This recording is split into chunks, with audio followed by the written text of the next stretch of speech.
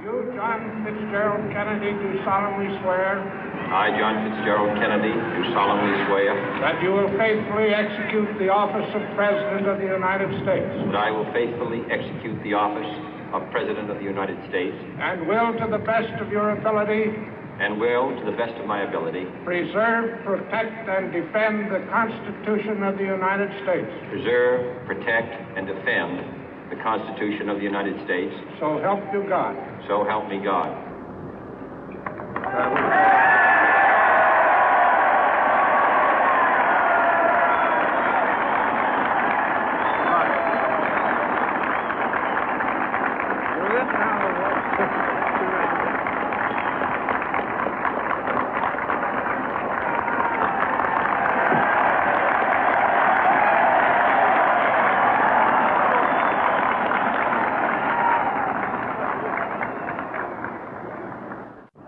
Vice President Johnson, Mr. Speaker, Mr. Chief Justice, President Eisenhower, Vice President Nixon, President Truman, Reverend clergy, fellow citizens.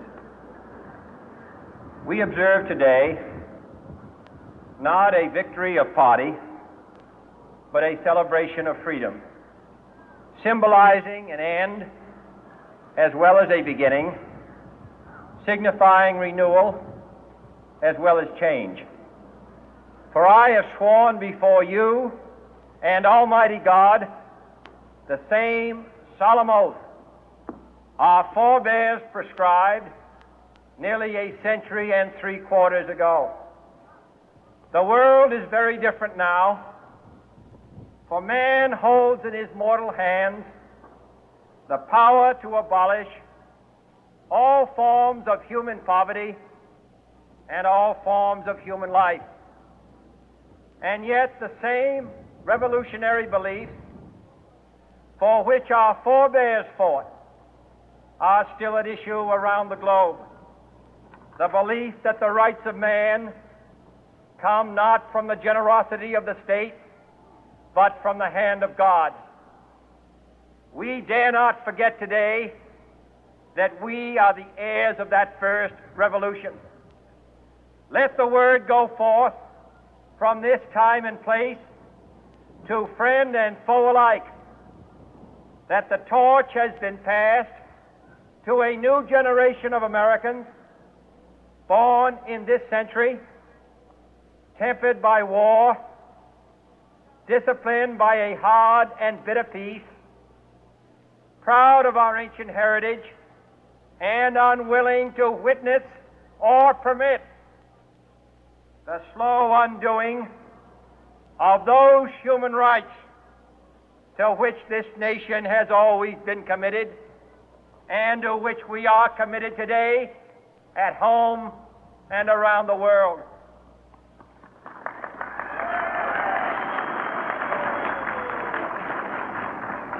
Let every nation know, whether it wishes us well or ill, that we shall pay any price, bear any burden, meet any hardship, support any friend, oppose any foe to assure the survival and the success of liberty.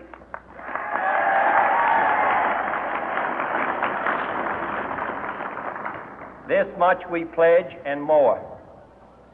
To those old allies whose cultural and spiritual origins we share, we pledge the loyalty of faithful friends.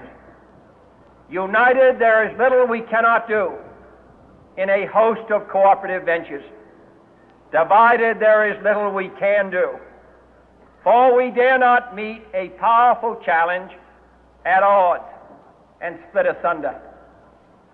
To those new states whom we welcome to the ranks of the free, we pledge our word that one form of colonial control shall not have passed away, merely to be replaced by a far more iron tyranny. We shall not always expect to find them supporting our view, but we shall always hope to find them strongly supporting their own freedom, and to remember that in the past, those who foolishly sought power by riding the back of the tiger ended up inside.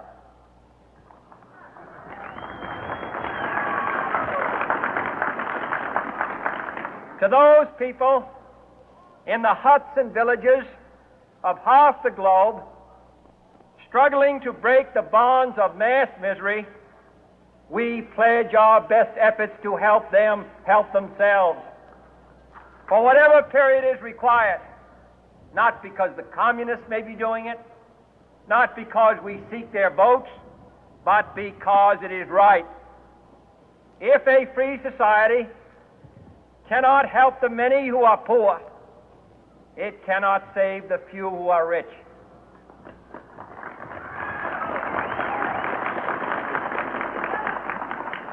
To our sister republics south of our border, we offer a special pledge to convert our good words into good deeds, in a new alliance for progress, to assist free men and free governments in casting off the chains of poverty.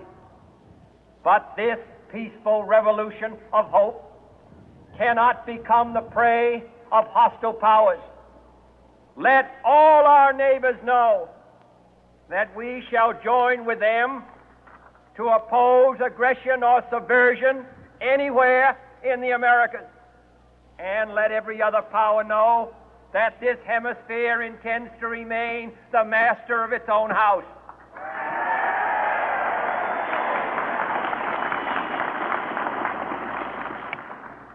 To that World Assembly of Sovereign States, the United Nations, our last best hope, in an age where the instruments of war have far outpaced the instruments of peace, we renew our pledge of support to prevent it from becoming merely a forum for invective, to strengthen its shield of the new and the weak, and to enlarge the area in which its writ may run. Finally, to those nations who would make themselves our adversary, we offer not a pledge, but a request that both sides begin anew the quest for peace.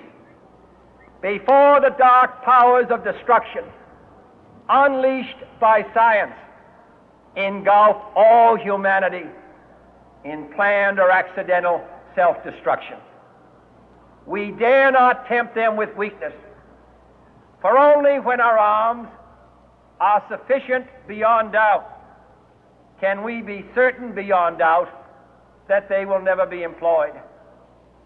But neither can two great and powerful groups of nations take comfort from our present course, both sides overburdened by the cost of modern weapons, both rightly alarmed by the steady spread of the deadly atom, yet both racing to alter that uncertain balance of terror that stays the hand of mankind's final war. So let us begin anew, remembering on both sides that civility is not a sign of weakness, and sincerity is always subject to proof. Let us never negotiate out of fear, but let us never fear to negotiate.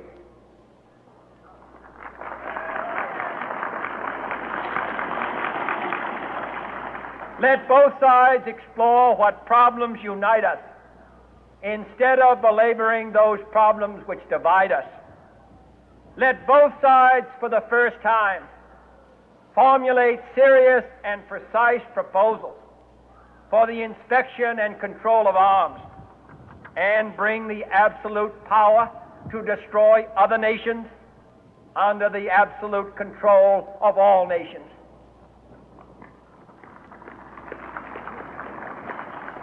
Let both sides seek to invoke the wonders of science instead of its terrors.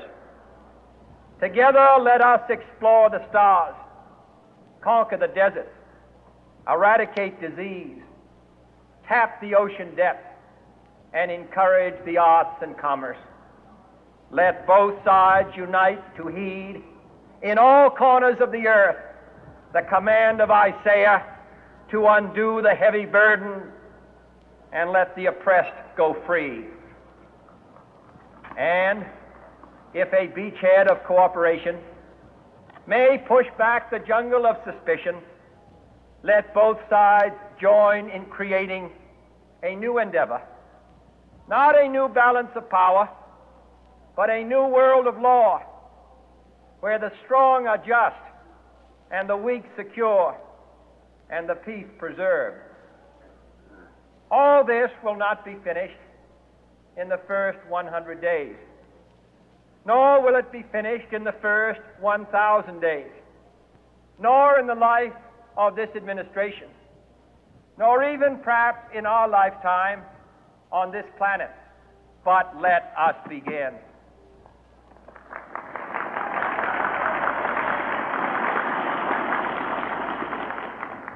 In your hands, my fellow citizens, more than mine, will rest the final success or failure of our course.